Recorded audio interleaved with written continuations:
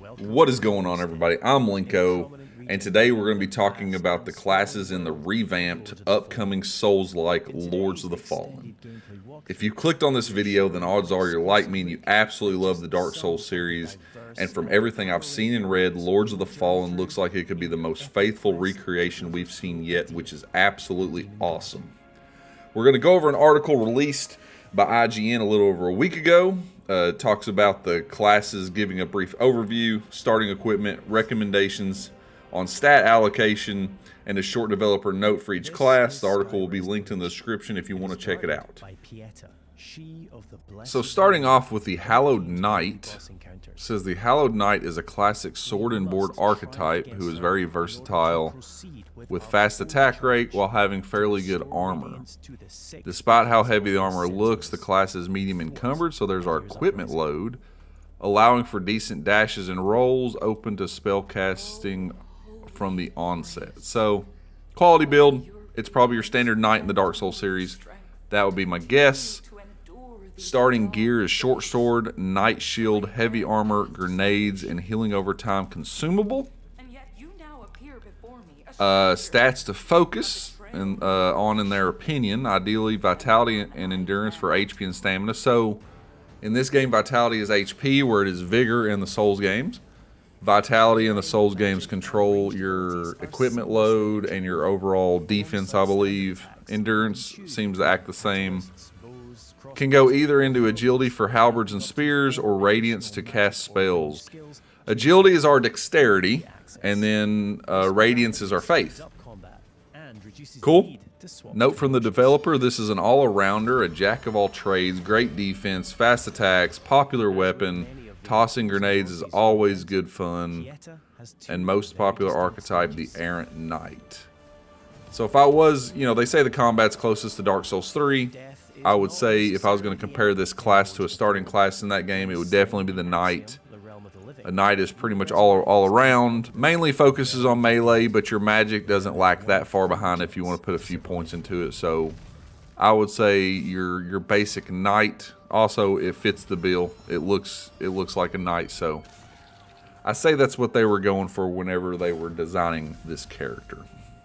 Next up, we have the Blackfreather Ranger, a range archetype with two types of arrows at their disposal. While no slouch in melee range, the Blackfeather's best strategy is to begin combat from afar, aiming manually and landing headshots for critical damage. If the Ranger does get into a close range scrap, once the enemy disengages, they can let loose with specialized arrows to trigger debuffs or elemental damage before getting back and finishing them off with their axe. Feels like a thief based on the paragraph. Starting gear: axe, bow, oak arrows, poison arrows, light shield, and medium armor. Stats to focus: agility is the primary stat of a ranger as it is synergizes with the bow's damage. As such, leaning toward more agility-based weapons is most efficient strategy stat-wise, obviously. There's little need to scale into elemental magic as the arrows have elemental types. Okay, so just focus on your dexterity, your agility, and then if you want to use an elemental arrow, it's just bonus damage. Cool. Raising vitality for extra HP is always a fine idea, especially in the early game. And then developer note, picking up targets from afar on the move, landing headshots in this type of melee-focused game will always be satisfying, especially landing critical blow hits on the bosses, hitting their weak points, which are otherwise unreachable most of the time by melee. Aside from this, playing a cunning woodsman from the frozen wastes feels like an apex predator on the prowl. From that description, it looks like this class definitely kind of correlates with the thief in the Dark Souls 3 classes. It wants you to kind of focus in on range, and then your final blow kind of be with your axe. It would be nice if the range actually is viable in this game. Bows and stuff in the Dark Souls series especially hasn't been super useful except to maybe draw an enemy away from a group so you can thin out the herd. But it'd be nice if they could actually make it a legit option as a way to play all the way through the game with ranged attacks. I think that would be pretty sweet. Obviously, you have spells that deal damage at range, but it would be cool to be able to have a bow and be able to do some serious damage to some enemies. So we'll see. But yeah, it definitely looks like the Thief from Dark Souls. Could be definitely a fun class also. Super interesting. Poison arrows, I'm really interested in those. Next up, we have the Exiled Stalker, which just from the picture, it looks like our assassin. The Exiled Stalker is an advanced class that fits the mold of the cunning and stylish rogue. This class wields twin daggers and is best described as a Dervish of death. Getting in, chaining hits, and then disengaging in a flash only to re-engage a half a second later is their speciality. He can also poison weapons like an assassin. It's an assassin. This is an advanced class. It requires a lot of precision in execution and mastery of the terrain. As such, it is not recommended for beginners. So, absolutely your assassin class in Dark Souls. Starting gear is 2 daggers, medium stalker armor, throwing daggers, and poison salts. Okay. Stats to focus, agility and endurance to boost stamina and the dagger's damage. And also you can inflict as much damage as possible before being forced to disengage. So high stamina means more, more attacks you can get in. This class does not do a lot of posture damage, which means if you're not careful, they will end up trading hits with enemies. Increasing HP at the early levels is never a bad idea. So kind of, they're expecting this to kind of be a glass cannon. You can go in and get a lot of damage in, but then if you get caught, you can die pretty quick. Note from the developer, the medieval assassin cutthroat trope is obviously incredibly important. The Stalker is a stylish daredevil that appeals to many, since it is the epitome of confidence and martial artistry, a deadly Dervish of death with poison blades. That being said, this is a very demanding class and its lengthy combos can land the player in hot water quite often. So definitely an assassin, but yeah, it looks like it's kind of a glass cannon. You can do a lot of damage, but in turn, you can take a lot of damage also. But as with all these, you can turn it into whatever you want. Your starting stats does not dictate you being locked into a certain way to play for the entire game. So let's talk about the Mournstead Infantry next. It says extremely long melee range with an emphasis on defense, range javelin tossing, and being quick on their feet. Despite this class starting off with comparatively low damage, their range capabilities more than make up for those shortcomings. Two-handing the spear opens up massive lunging thrusts and multiple fast pokes. Starting gear, spear, light shield, heavy armor, throwing javelins, healing over time consumable. I am curious, throwing javelins is the ranged weapon. Can you trade that out for a bow at some point? I assume you can. It wouldn't make sense if you couldn't. Stats to focus. Despite the heavy armor, the weapon and shield are fairly light. And alongside the Condemned, which is a class we haven't talked about yet, the Mournstead Infantry is free to specialize in anything. Either continue pumping agility to get more damage out of the spear or raising strength to pick up the early halberds in the hub is also a great idea. Magic can also be easily embraced since this class has decent melee and great range. Then note from the developer, this class is infantry soldier archetype, spear on the soldier, small shield, poking enemies from afar. The common type of medieval warrior that conquered the lands, poking its enemies with spear and javelin. The common rank and file soldier raising above its status is another juicy medieval trope. This one was a little tougher looking at the starting classes in Dark Souls 3, but I settled on the Herald. Partially because it starts with a spear and it is pretty balanced. It gives you a lot of options to go anywhere you want as far as your build goes. So I think the Herald lines up with Mournstead Infantry pretty good as far as starting classes go. I mean, it really does look to be the closest thing to that. But, comment down below. Let me know what you think. Moving on to the Orion Preacher. Hope I said that correctly. The pious evangelist of the Orion Church, bestowing the wisdom of Orius, one hammer blow at a time. This is meant to be an advanced class for experienced players. While lacking in physical protection by donning robes and a flimsy shield, the Preacher more than makes up for that with a tremendous hat. Alright? The hammer is weighty and impactful, breaking the will and posture of the heretics. And the starting healing spell grants the preacher unparalleled sustain. Not that they need it, their faith alone will see them through these trials and tribulations. Starting gear: hammer, light shield, radiant catalyst, healing radiant spell, light armor, small mana stone consumable. Okay. Stats to focus: radiance is the #1 priority. I could have guessed that. Not only does it boost the damage of the radiant spells, but it also increases mana. Alrighty, so radiance increases your overall mana or FP. Vitality or strength come next in terms of importance, both improving the preacher's survival and melee. Since the radiant spells are less about destructive power and lean more towards buffs and support. That being said, preachers naturally branch into their full-blown ranged spellcasters or paladin archetypes, a heavy melee class drawing upon divine power. Okay, so I guess if you're wanting to be a paladin there, which, you know, I'm kind of wanting to be a paladin, they're saying this is the class to start with. Note from the developer: given how religion permeates all aspects of the game, the preacher feels like the most lore-appropriate class.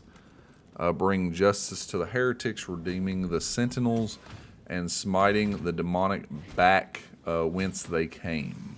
And then there is that majestic hat that they support. This class is definitely the cleric from the Dark Souls 3. So, Paladin, I am actually really interested after reading this. That may be a class that I'd jump into and I work on because I'd love to be a Paladin in this game. That was kind of my idea whenever I heard about these classes. So, you know, we'll see. We might dive in and be a Paladin on the playthrough, on the Let's Play. Up next, we have the Partisan. A variant of the Hallowed Knight, the Partisan is a Mournstead Knight champion. Okay. His starting weapon, a flail, is more specialized and comes along with a crossbow, which gives him quite powerful single-target range options. Especially compared to the Knight's bomb that focuses more on area of effect, the Partisan style of play is meant to be relentless in their attack, especially given their unripe berries that buff stamina regeneration. Starting gear: flail, night shield, crossbow, heavy armor, and unripe berries for stamina regeneration. Now, I do have a question. All these classes have some sort of unique starting item, whether it be a healing consumable, the mana regeneration, and this has stamina regeneration. Are these like one-offs, or are they going to be we rest at a vestige and kind of like our Estus flask, it's going to also replenish and we get like, you know, 2 or 3 every time we rest? That'll be interesting to find out once the game comes out. Stats to focus: the Partisan has great defense, so increasing agility to get more out of the flail and endurance to keep the momentum of the swings is great early strategy. As always, investment in vitality for HP is incredibly useful. It looks like next to the Hallowed Knight, this would probably be the next best class to use, just to be on the safe side. If this is one of your first Souls-likes or you're not used to the Souls games, this would probably be a very good starting class, just to make things a bit easier on you in the early game. You know, once you get into it and you got your legs under you, it'll be a different story. But I'd say in the early game, this would be a very good option to choose for newer players. Note from the developers: clad in chainmail, swinging flails, and shooting crossbows, the Partisan is the skirmisher archetype. Perfectly balanced with armor that is not as heavy as the Hallowed Knight, it reflects the fantasy of an effective duelist for all situations.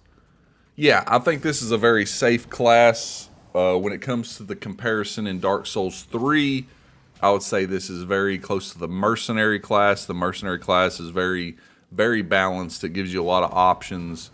I think this definitely falls right into that category when it comes to starting classes. Also, probably the Vagabond. If I was just going to pull something from Elden Ring, that's probably my first go-to would be this compares to that. Next up, we definitely have an interesting one, the Pyric Cultist. The Pyric Cultist is an advanced class who is a fervent worshiper of a deer and has sworn to see the natural order of humanity's one true God finally restored. A mage wielding pyromantic spells that engages enemies from afar with a very effective fire projectile. They also make good use of the heavy polearm at their disposal when things survive their fiery barrage and close in. The staff is particularly effective against groups of enemies, while the initial magic is strong against single targets or closed group targets. This may seem exceptionally strong, but take heed. The early area features Rogar enemies, and fire spells are not particularly effective against them. So the fire magic is actually called Rogar. Starting gear: Cultist Staff Polearm, Rogar Catalyst, Infernal Orb Spell, Medium Armor, Small Mana Stone Consumable. Stats to focus. Infernal is their most important stat. Makes sense. It's pyromancy. Boosting spell damage as well as mana. Alrighty. Their armor is quite reasonable, which makes them fairly resistant to physical damage. As such, investing in endurance to maintain high stamina to keep flinging those spells and dodging out of harm's way is a good first choice. Alternative, they can branch out, investing heavily into strength to wield heavy, devastating Rogar weapons that have high stat requirements as well as weight. Okay. Note from the developer: with their masks made of human skin, these pyromancers are the anti-preacher, so to speak. Human cultists yearning for a deer's return, spreading its pestilent teachings in the human communities and emulating the opposition. Aside from being agents of chaos and destructions, they also revel in bloodletting, collecting human hands and using them as catalyst. Okay, that's weird. This is a very Lords of the Fallen kind of class, since embracing of the unfettered power that the Rogar wield is very satisfying and damning. Well, without question, this one is Pyromancer. Easy. It's definitely Pyromancer when it comes to the Dark Souls 3 classes. It's an interesting one. I'm sure it could be fun. It won't be my choice on my first playthrough because I love smacking things too much, but it definitely looks like it could be a fun class for the future. Alright, keeping it moving. Up next, we got the Udirangr Warwolf. Assume I said that right, hopefully. All-out offensive class that focuses on overpowering melee strikes that can stagger foes. While still being fast on their feet right from the outset, the class has the ability to set their weapon on fire using fire salts and swing it around like a maniac. Okay. So this is without a doubt a strength build. Starting gear is longsword, throwing axes, medium armor, and fire salts. Stats to focus. Strength to increase the melee damage and keep up with the influx of juicy strength scaling weapons and high strength requirements. Leveling vitality for health is always desirable, especially in the early game. Every one of these builds say that. Note from the developer: the Warwolf is a barbarian archetype, fur-clad berserker, no shield, all-in, devastating, wide-sweeping attacks, and really handy axes to throw. This class fills that melee glass cannon fantasy. With a little bit of radiance or infernal magic, you can learn buffing war cries to further deepen the fantasy. So this is without a doubt a strength build. Probably looking at something like the warrior as far as classes go in Dark Souls 3, but this says glass cannon, so the warrior in Dark Souls 3 has high vigor and also high strength, so it may not line up exactly, but it looks like it'd probably be pretty close. Alright, getting down to the final couple here, we have the Condemned, which is the deprived. You know, we know that out the gate, you can tell just by looking at them. This is a masochistic character class choice for the pain gluttons. The Condemned is a wretched prisoner who has suffered indescribable torment. Flimsy and feeble, they make for a very poor starting class. They use their waste buckets from their cells as a melee weapon. Gross. They can throw rocks at their enemies, but that won't achieve much except for annoyance. As pitiful as it sounds, they are fast on their feet and can make reasonable progress, albeit paid in blood. Sounds very much like a wretch or a deprived for sure. Starting gear: broken bucket fist weapon, throwing rocks, and light armor, so they don't have any consumable to start out with like the other classes do. Stats to focus: the Condemned has the lowest stats in the game. This makes them quite the dark horse when it comes to builds. They can build absolutely anything early on since level ups will come quickly and they won't have points invested in stats they don't need. This is an expert class to be sure. Note from the developer, no question they have one of the most iconic looks and they are perfect for experts that are keen on optimizing their builds. If the idea of starting with the worst class and thriving with it for bragging rights sounds appealing, then the Condemned is the class for you. But the number one reason to play this class is the two-handed sprint heavy attack, the dive kick. Dive kicking people off ledges puts the fall in Lords of the Fallen. Yeah, this class is for people who, want to min-max. They don't want to waste points or anything else. I personally, Dark Souls 3 was my first ever Souls game, and I didn't know anything about it. I actually played through the entire game without summoning because I did not realize that was a thing until a buddy of mine told me toward the end, and I wrote it out since I'd already gotten that far. But I started with the deprived class, and I don't regret it.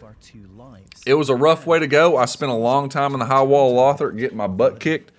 But, it helped me get good at the game. I really, I wouldn't trade that for nothing. I'm glad that's the way I decided to start out my Souls career. So, if that sounds fun to you, then this is the class for you. So last but not least, we have the Dark Crusader.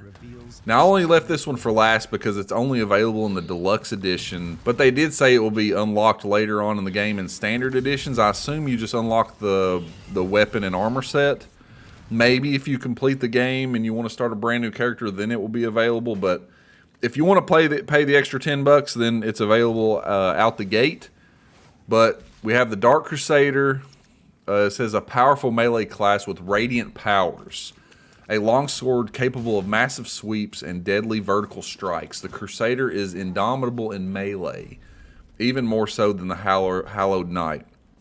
While it lacks in the range department, more than makes up for it with excellent physical protection. The Crusader can charge into enemies wielding the sword in the two-handed stance, performing devastating spins, and few can withstand the onslaught, especially early game. So, it's a strength class through and through, and it seems like it's going to be kind of on the OP side early game, but it does look cool. A lot of people, I'm sure, will start with it. Starting gear, Crusader Greatsword, Crusader Heavy Armor, and Rosary Catalyst. Hope I said that right. Stats to focus. Strength will help with the melee damage and keep up with the heavier weapon requirements. Endurance for stamina and carrying captivity, and for maintaining a reasonable encumbrance. And of course, Radiance to be able to cast more advanced protective spells. Note from the developer, the Crusader is our poster boy, looks absolutely metal, and is by far the most lore-appropriate character to crusade and right the wrongs of Mournstead. So, this character probably would be really fun to use. It's going to be a damage-dealing tank. Use the Radiant spells to just probably buff your weapons and then just protect yourself with defensive spells, but it would probably be pretty fun. I'm going to get the Deluxe Edition. Will I be tempted to use this? Yes. Am I going to? I really don't know. But he looks pretty cool nonetheless. There's actually not really a Dark Souls class that lines up with this dude because he's a combination of both strength and faith. I guess if I had to pick one, I would probably say Cleric again, just because it's the highest faith with the most strength that you can start with. So, it'd be a fun class for sure, and I'm sure it's going to be popular out the gate, especially anybody that's going to pay the extra money for the Deluxe Edition. I couldn't imagine them necessarily passing up on the opportunity to use the class. So, we'll definitely see, but it's going to be interesting, and it looks like it would be a heck of a fun class to play for sure. All right, guys, that's going to wrap it up for me. Are you looking forward to the game? What class are you going to start out with? Comment down below. Let me know. Let's talk about it. Are you a fan of these types of videos? If you are, also comment down below, like the video. That would be a spectacular way of letting me know that you enjoy this kind of content. I will absolutely be doing a Let's Play series when this game comes out. Probably running some sort of giveaway along the line, alongside that, so keep a lookout for that.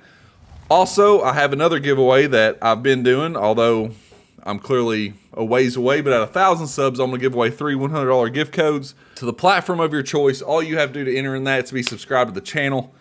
That's it. No other cost. Just subscribe to the channel. I'm just looking for some feedback and ways to improve the content, and I need your all's help to do that. So I appreciate everybody watching this. Also, the video running in the background is IGN's extended playthrough they shown a little while back. That will also be linked in the description, so go check that out if you haven't watched it. It's going to get you hyped. This game's going to be awesome. I'm absolutely looking forward to it. So I appreciate, once again, everybody checking this out, and I will catch you on the next one. Later.